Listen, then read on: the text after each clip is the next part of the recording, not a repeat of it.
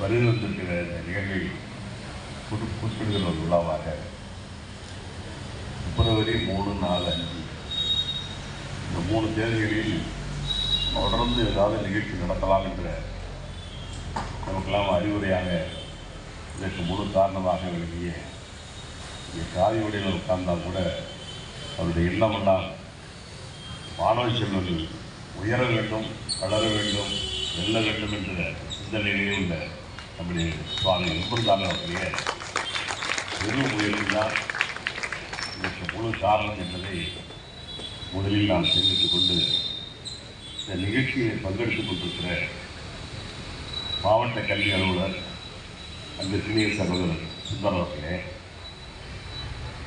அரசு கல்வி கலைக்கல்வி முதல்வர் சகோதரர் பிரியா ரவி அவர்களே, முன்னாள் முதல்வர் அருணரசன் அவர்களே, இந்த நிகழ்ச்சியில் நல்ல வாழ்த்துறையோ அல்லது ஆசிரியரையோ நீங்கள் விரும்புகிற உரையாக இங்கே உரையாற்ற இருக்கிற சுவாமி முருந்தானந்தா அவர்களே, இங்கே வரவேற்பு நிகழ்த்திய ஆசிரியர் மரியாதைக்குரிய வெங்கட்ராமன் அவர்களே, இந்த நிகழ்ச்சியில் தொகுப்பு வழங்குகின்ற தினமலர் நிருபர் சகோதரர் ராமநாதன் அவர்களே, இந்த நிகழ்ச்சிக்கு முழு காரணமாக இருக்கிற உங்கள் கல்லூரியுடைய முன்னாள் மாணவன் இன்றைய ஆசிரியர் தம்பி சதீஷ் அவர்களே, மற்றும் இங்கே நிகழ்ச்சியில் கலந்து கொண்டிருக்கிற பெரியோர்களே, சிறப்பு விருந்தினர்களே, எதிர்காலத்தில் பல்வேறு உருவங்களில் உருவெடுக்கிற ஒரு சித்தாந்தத்தை வளர்க்கக்கூடிய தங்களை அர்ப்பணித்துக் கொண்டிருக்கிற என் அருமை இருவால் மாணவ செல்வங்களே, உங்கள் அனைவருக்கும் நன்றி கலந்த இந்த நிகழ்ச்சியை பொறுத்தவரைக்கும் நான் மனதிற்கு விரும்பிய ஒரு நிகழ்ச்சி. இந்த கும்பகோணம் போர்ட்டர் கவுந்துகால் கிளப் என்பது ஒரு வரலாற்று சிறப்புமிக்க இருக்கிற மிகப்பெரிய ஒரு கட்டடம். அதில் பல்வேறு அறிஞர் பெருமக்கெல்லாம் வந்திருந்து தலைமை தாங்கி நடத்திய ஒரு இடம். இன்றைக்கு இருக்கிற மாணவ செல்வங்களுக்கு அது தெரிவதற்கு வாய்ப்பில்லை. சிலர் உள்ளே வருவதற்கே யோசனை பண்ணி பார்த்துக்கிட்டே போயிருக்கலாம். சிலர் உள்ளே வந்து சிலர் பார்த்துருக்கலாம்.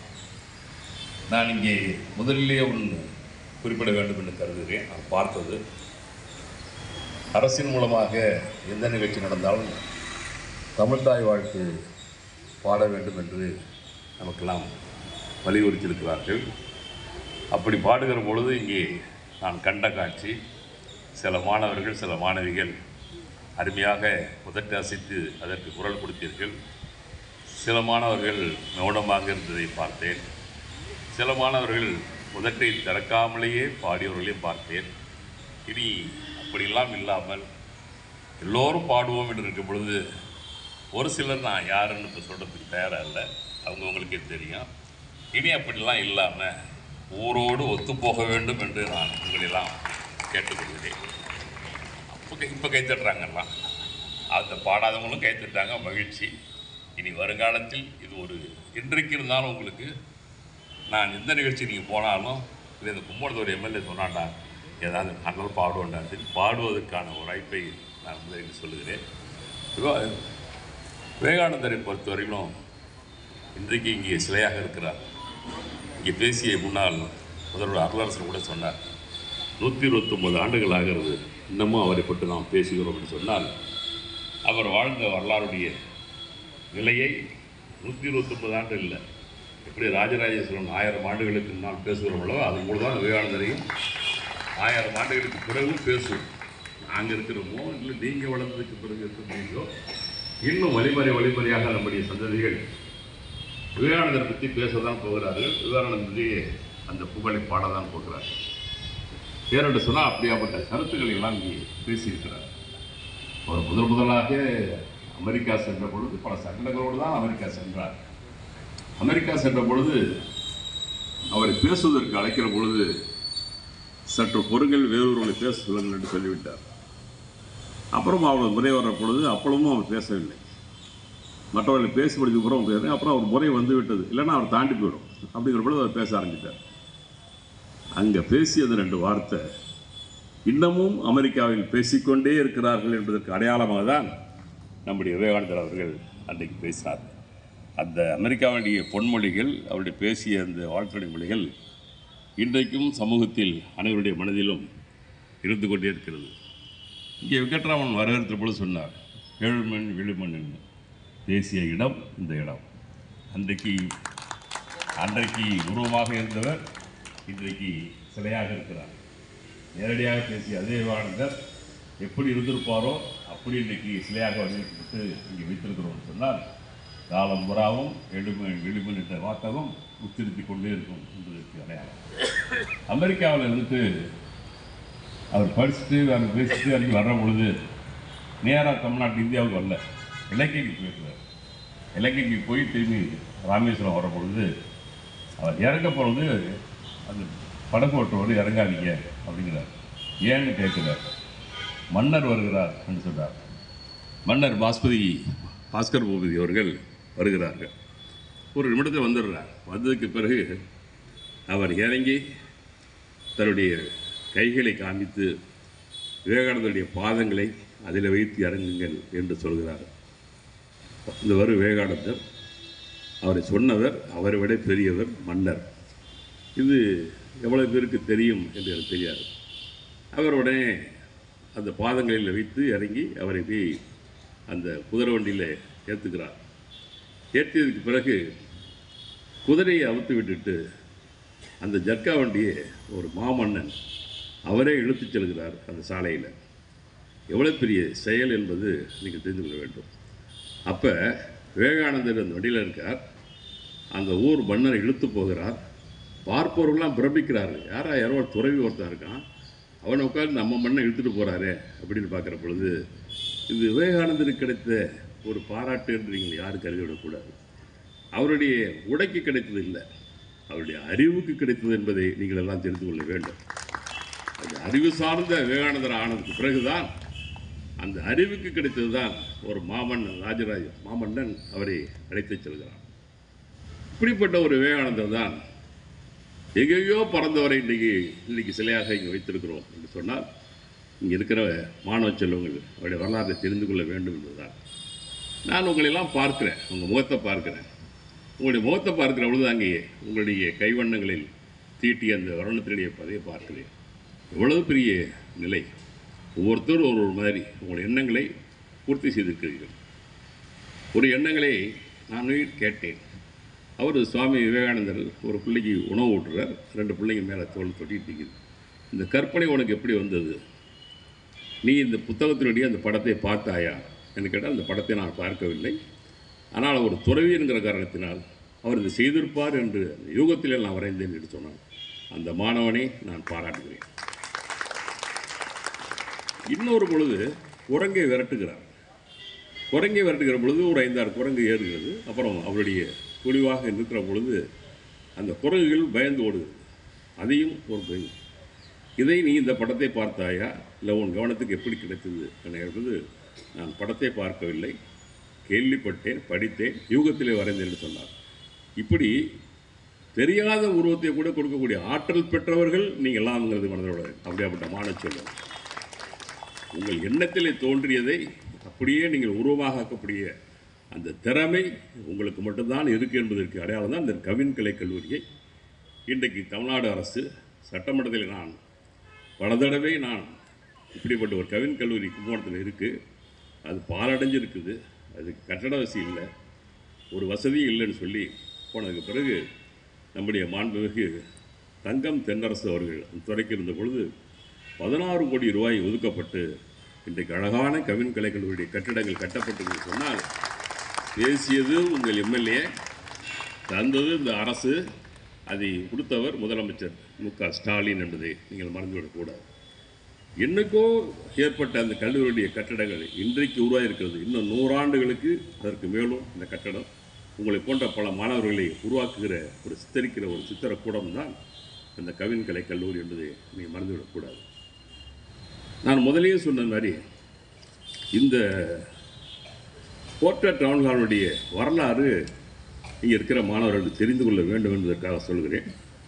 இதில் நான் கூட 2009 125வது ஆண்டை கொண்டாடினேன். இப்போ அது வந்து 149 ஆயிடுச்சுன்னு நினைக்கிறது. அந்த அளவுக்கு இப்போ விரைவாக 150 கொண்டாடக்கூடிய ஒரு சூழ்நிலையில் யார் யாரெல்லாம் இதில் வந்துட்டு போயிருக்காங்கிறத நான் நிறையா சொல்லலை, ஒரு 5-10 பேரை மட்டும் சொல்கிறேன். அதுக்கு காரணம் தான் உங்களுக்கு தெரியணுங்கிறதுக்காக சொல்கிறேன். இது எவ்வளோ பெரிய இடம் என்பதை தெரிந்து கொள்வதற்காக நான் சொல்கிறேன்.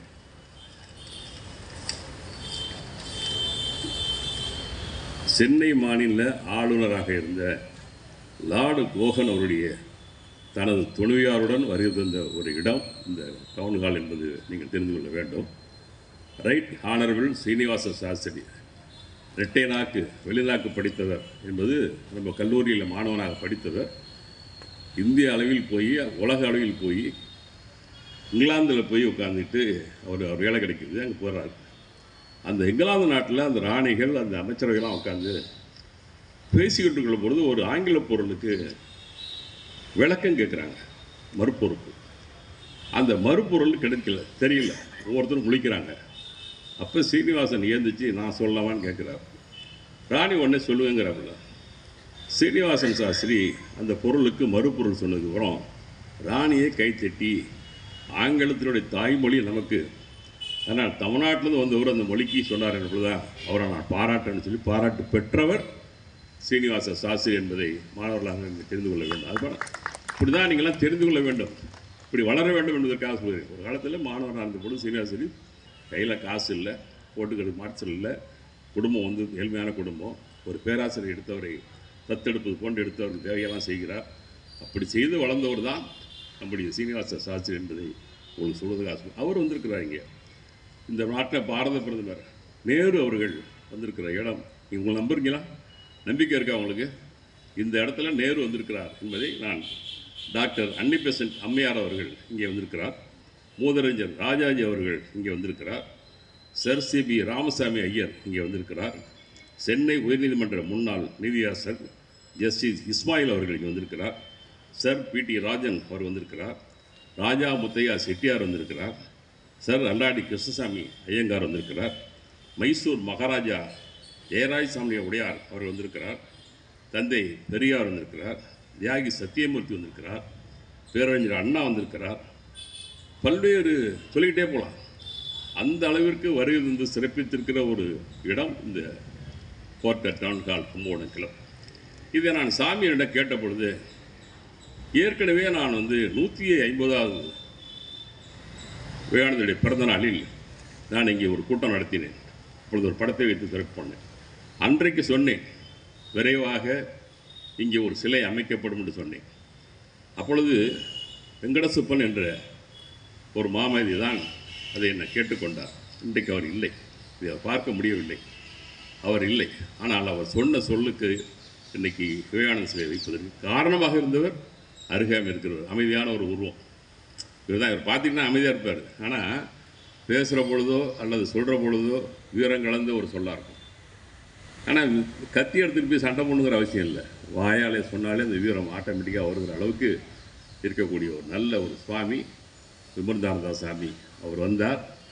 என்னமோ நாங்கள் உட்காந்துக்கிட்டு இருந்தோம், திடீர்னு இப்படி வந்தார். அவர் சேப்போட இங்கே உள்ளே வரது வேலையே இல்லாமல் உள்ளே வரதுக்கு வேலை இல்லைன்னு நினச்சி போனால் வந்தார் பேசினார்.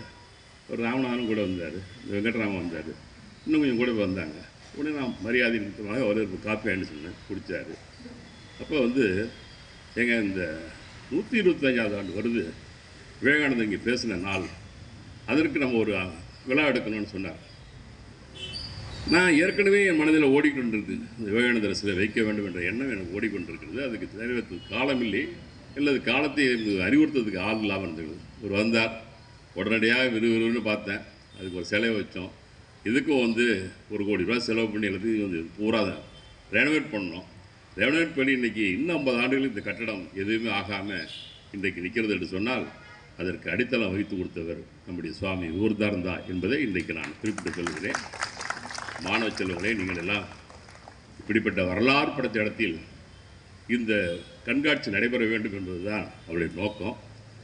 நான் சொன்னேன், அவர் மாதிரி காலேஜிலேயே வச்சிடலான்னு சொல்லி சொன்னார். அவர் காலேஜில் வச்சா அங்கே இருக்க மட்டும் தான் தெரியும், வெளியிலேருந்து யாரும் வரமாட்டாங்க, இங்கே ஒன்றாவது வைங்க இப்படி சொன்னேன். அதுக்கு காரணம், நீங்கள்லாம் குடத்துக்குள் இருக்கிற விளக்காக இருக்கக்கூடாது, குண்டின் விளக்காக மாற வேண்டும். உங்களுடைய வெளிச்சம் ஊருக்கு தெரிய வேண்டும். உங்கள் வெளிச்சம் மற்றவர்களுக்கு போய் சேர வேண்டும். அப்படி சேர்ந்தால்தான் உங்களுடைய தொழில் திறமை மற்றவர்களுக்கு தெரியும் என்பதற்கு அடையாளமாக தான் இன்றைக்கு இந்த நிகழ்ச்சி இங்கே நடைபெறுகிறது.